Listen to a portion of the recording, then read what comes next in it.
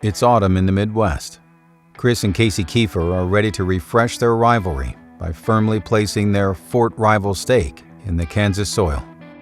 But Casey still has the Majestic Lion on his mind.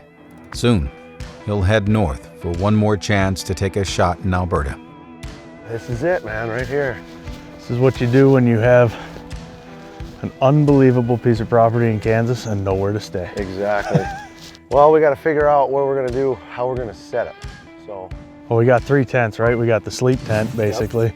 We got kind of the common cook area, and then we've got our scent-free tent. Yeah, we've got the ozonics tent. If we put the big Lacknack tent, here, kind of canted at an angle, like this. Yeah, and then maybe bring the other 12 by 20 straight in, and that'll kind of bring both doors up and give us a nice little area right there for chairs and the fire pit. Well, and this juts out like that too. Yeah. So we'll have more room up here. We can kind of be in front, you know. And then we can put that ozonics tent, the smaller, the 12 by 12, on that side. Keep that back there.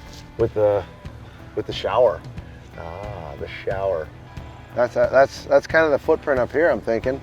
And then we can put like our bow range off to the side, you know, so we can shoot maybe a little target range off to the side. And we got room. All right, well, let's start with that one, and then we can, I'm not even touching the gear. Let's get the tents up. Yeah. And then we can bring everything else up and see what we got. Okay. Cool. Let's get it up.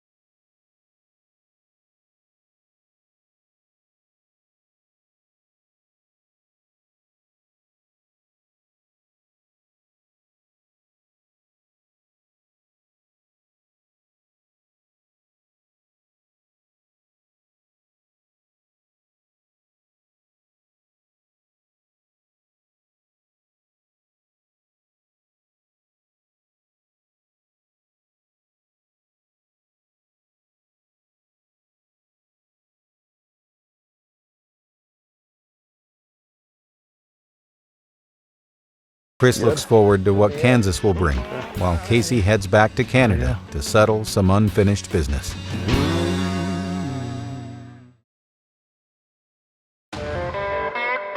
While Chris holds down the fort in Kansas, Casey's determined to find the one that got away in Alberta.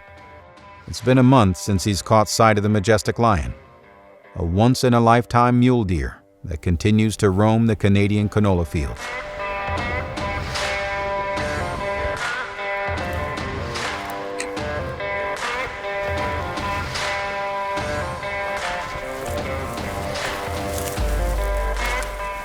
Camera's knocked off the fence. I was wondering, because I'm looking around. Yeah, something chewed the camera. Chewed the strap right off. We left these Reconics here before we left. Basically, there's a patch of bush on the other side of this ridge, and there's this patch right here behind us. We figured that the lion was traveling this fence row right here to get out to the feed. So we left this camera on this fence post. And something, I don't know, a coyote or something, actually chewed the strap on the camera. Look at that. I don't know how long he chewed it, but that awfully doesn't really give me high hopes.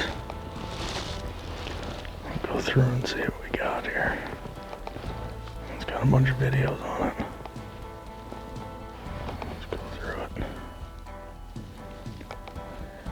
Pointing up in the air. Oh, here's a video. There's a buck right here. Play it. Oh, that's him. Hey, that's the lion. That's gotta be him. When was that? Yesterday. We got him. In comparison to the average mule deer, The Majestic Lion has shallow forks and a relatively narrow inside spread. What he lacks in width and depth, he makes up for in mass, scoreable points, and immense character. His brow tines measure an impressive 5 6/8 inches on the left side and 6 inches on the right. He scores nearly 43 total inches of mass. A flurry of flyers make Majestic Lion a recognizable and unique mule deer. Truly the buck of a lifetime. It's unbelievable. The camera's laying here pointing straight up. But we got him on camera, so we knew he was using this area. This patch of bush to the next patch of bush to the feed. Like I feel like this is his home right here. So we gotta spend some time and focus in here. Let me get out of here. I'm gonna save this card. We'll get this card downloaded. We got him on here, which is huge. That gives us a way better starting point than we had the last time we were up. The look of success has many faces. For Casey, it's capturing an up-close and personal piece of intel on the Majestic Lion. For Chris, it's a brief sighting that leaves a lasting memory.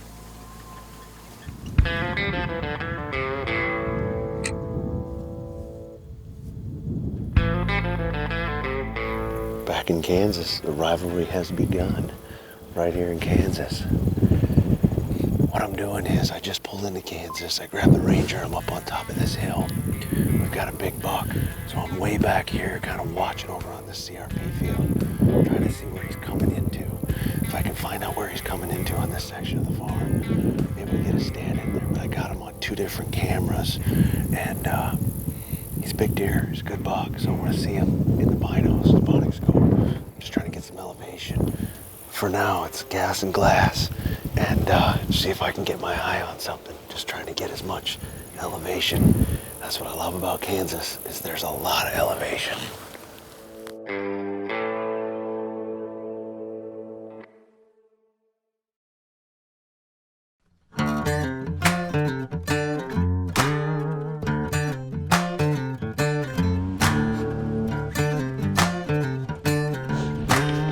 We got the lion spotted, and it's the first morning here.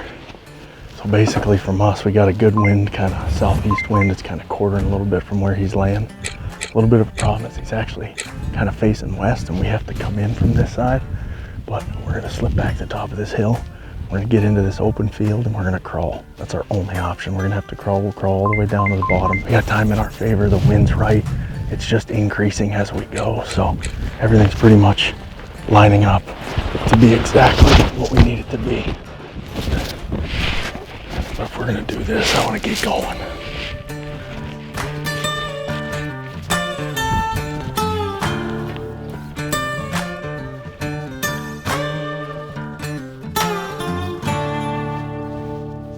So we got up to the fence here, we're gonna cross it.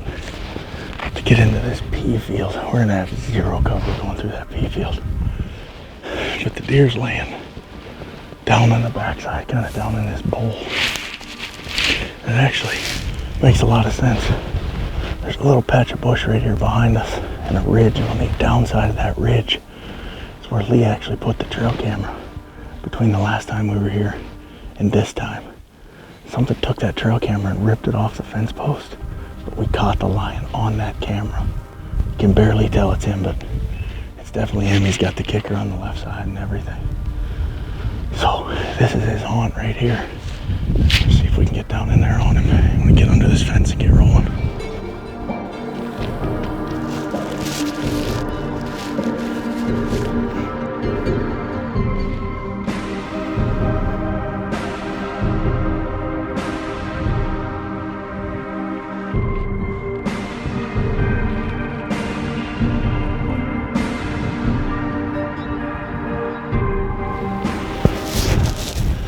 Starting to stick out a bit.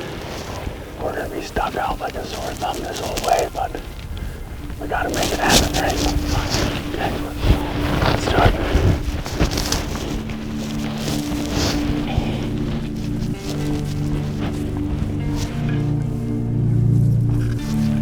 This frozen mud is rough on the knees.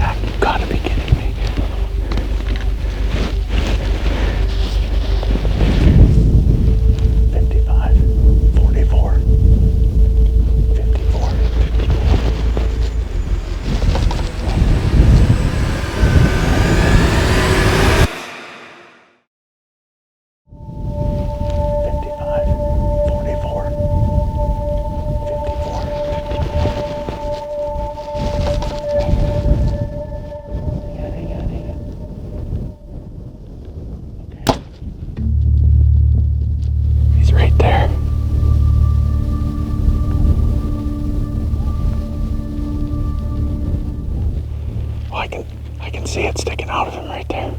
He's holding it. Just keep watching him. He's gonna follow that fence row right down.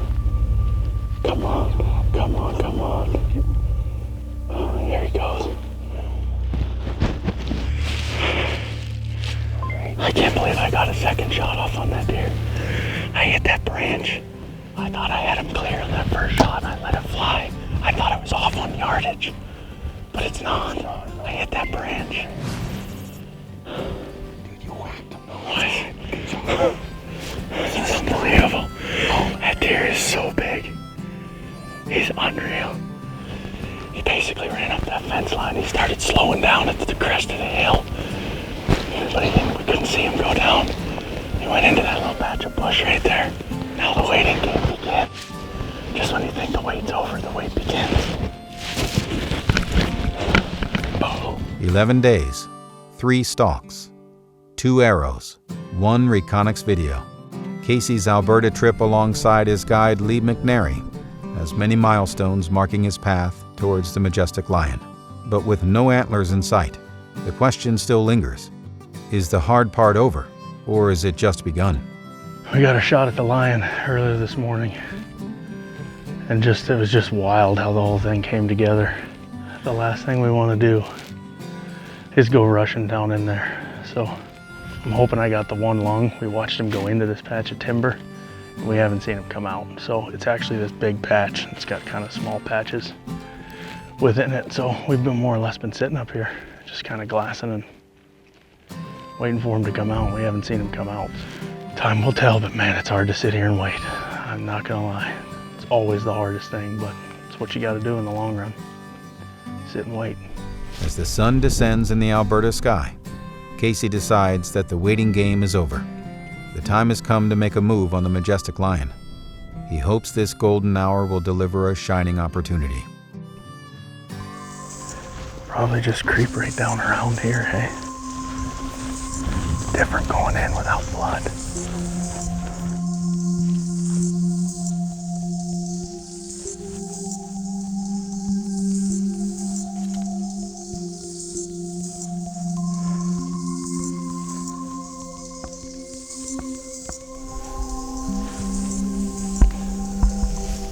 Dude. Seriously? Where?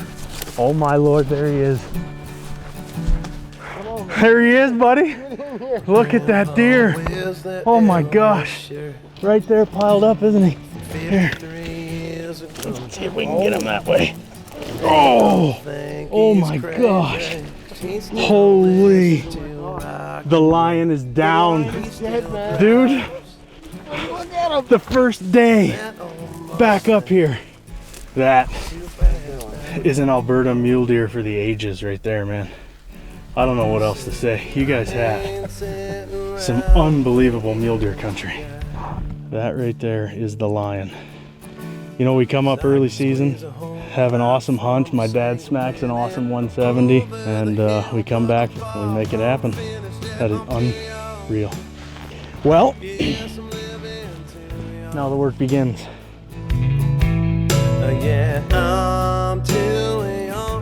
Well, first full day back here in Alberta, and we got on the lion first thing out of the gate this morning. I mean, storybook ending. Could not have written it better than that. We put in 10 days in September. We saw him 1 out of 10 days, got on him 68 yards twice. Couldn't get the shot, and here we are back a month later, middle of October, and we find him right out of the gate. We crawled across a bare bones pea field to get to him, quarter winding him the entire way. You know, if he doesn't get up and offer a shot opportunity sometime throughout the afternoon, you just hope he gets up and feeds your way.